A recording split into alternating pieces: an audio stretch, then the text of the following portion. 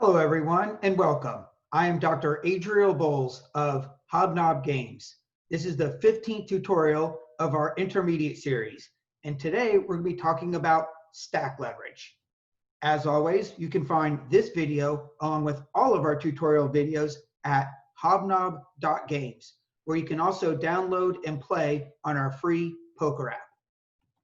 Okay, so today we're going to talk about a concept that actually I think very few poker players actually know. Maybe they kind of know the concept a little bit, but what its name is, and more importantly, how to effectively apply this concept, most poker players don't know. So let's start with a formal definition of what we mean by stack leverage. Stack leverage is an effect that chips can have on the action in play, despite not currently being in play. Okay, if you still don't know what stack leverage is, that's okay. We're going to walk through this together. And to do this, I want to back up for a second. I think that poker really here, in terms of stack leverage, is borrowing from the field of economics. In economics, they have something called a commitment device.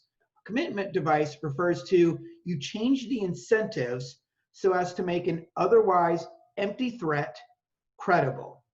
So what would be an example of this? Well, let's say in economics, let's say a group of workers they want raises, or they want better health care options from their employers. So they make a threat that if they don't get their demands met, that they'll form a union and they will strike.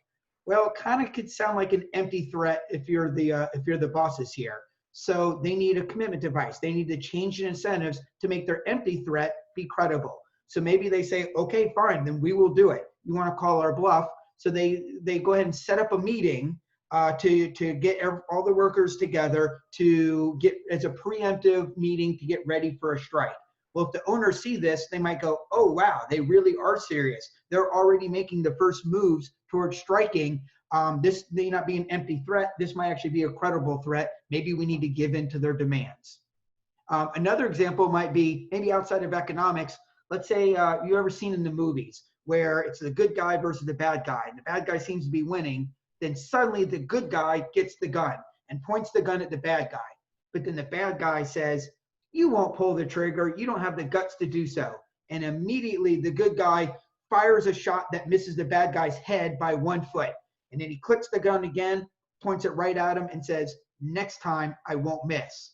Well, that would be an example of a commitment device. By firing that warning shot, the good guy is changing the incentives to make his or her otherwise empty threat credible. Now the bad guy is going to fear that I think the person actually will pull the trigger, and they need to acquiesce to the good guy in this moment.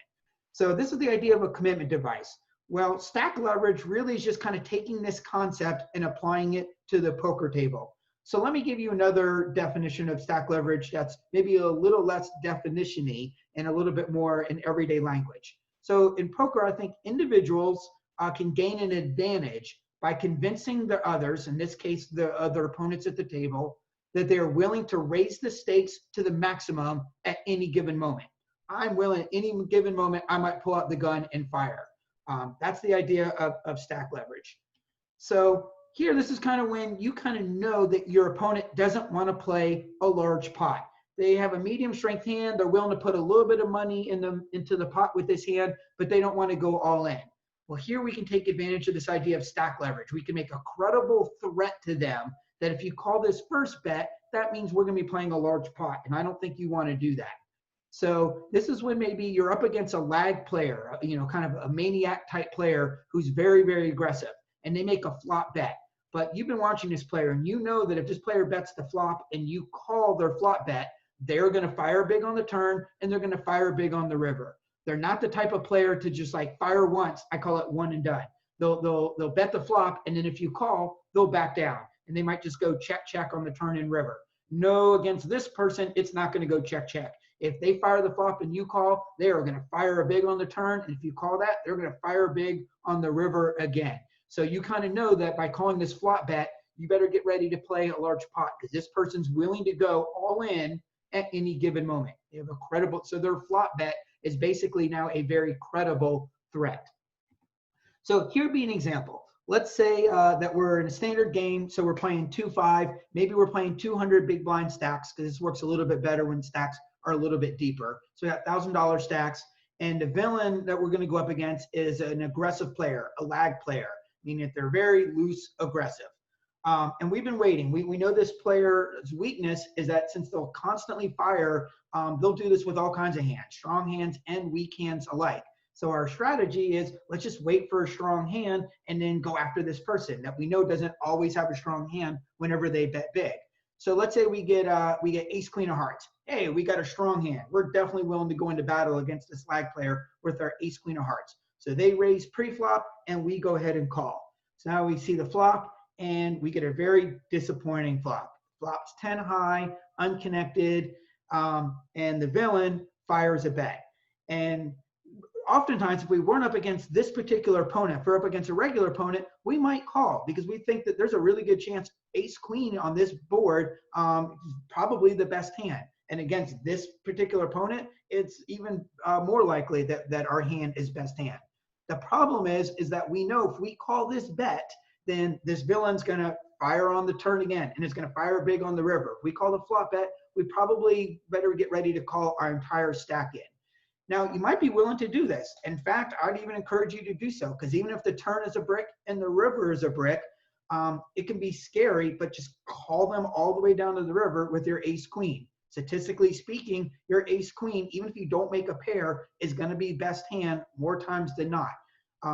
Now, you might do this and try it, and it turns out the villain, made a pair somewhere along the way, and you just went all in with ace high, and you lost because he's got 10-8 and made a pair, and then you look a little bit foolish. But I promise you, if you do this 100 times, more times than not, your hand will be good and you'll make money.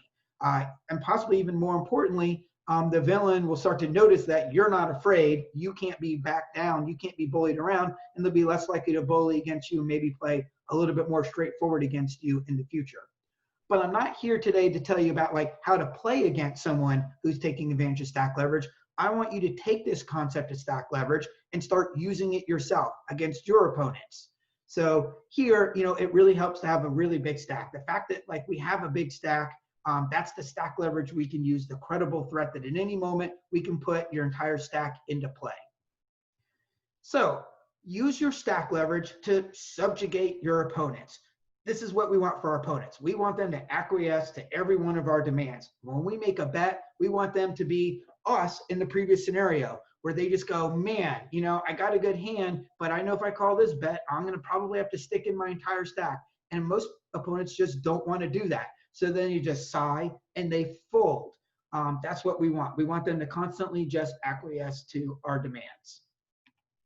So it works best. What do you have to do in order to have effective stack leverage? Well, it works best. One, we need to have deep stacks. Not only do you need to have a large stack, but your opponent needs to have a large stack. The deeper the stacks, then the larger the threat that, kind of the bigger gun you're holding in your hand that you're pointing at your opponent. Because let's go back to our previous example where, we have ace queen and the board came 10 high. Well, let's say there's $100 in the pot, but we're both short stacked, or at least one of us short stacked. So there's only another $100 effective that can go into the middle. Well, now we might not be so afraid to fold. If they just go ahead and bet $100, we'll probably call even with just ace high, because now it's not that scary to put in a short stack with a marginal hand. But if we were deep, if we got, there's $100 in the pot and they bet $100 and we both have $1,000 or more behind, now we have real stack leverage because now there's a threat of, again, a very large gun being pointed at your head. Another piece we want to have a solid table image. And we talked a lot about this in a previous tutorial video. Remember, this has nothing to do with whether you've been playing well or playing poorly. This has everything to do with, are you currently winning? If you're currently winning, you will inspire fear in your opponents, and that will help your stack leverage. If you've been losing, then even if you've been playing well, it doesn't matter. People smell blood in the water. They're not afraid of you anymore, and your ability to do stack leverage is going to be hindered. And the third one is you're going to have to be bold. You have to make bold plays. You have to make when you make a flop bet, you have to have teeth behind that. It has to be a credible threat that if I make this flop bet, that means I'm probably going to fire big on the turn and fire big on the river, and you better get ready to play for stacks if you're going to play against me. The only way that you can make that credible threat is that you're being bold at the poker table. Your bet sizing is really large. You will go all in with just like a medium pocket pair. So you have to be bold. If you have trouble doing this, if this goes outside of your nature, outside of your personality, and this makes you very uncomfortable, then maybe don't worry about stack leverage. There are other winning poker strategies that you can use.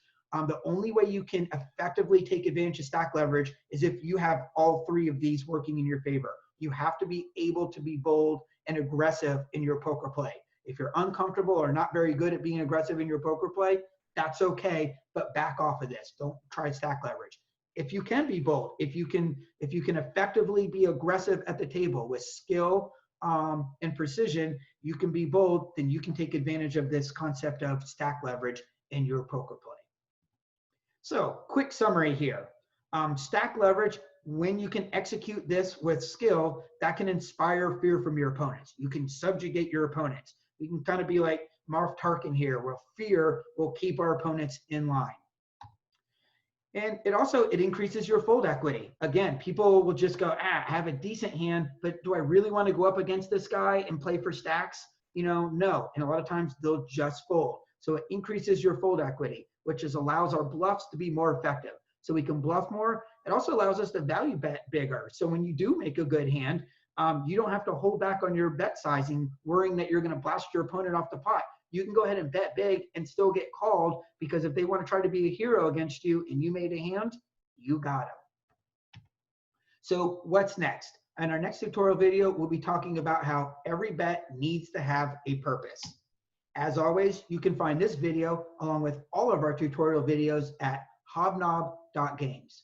I will see you next time.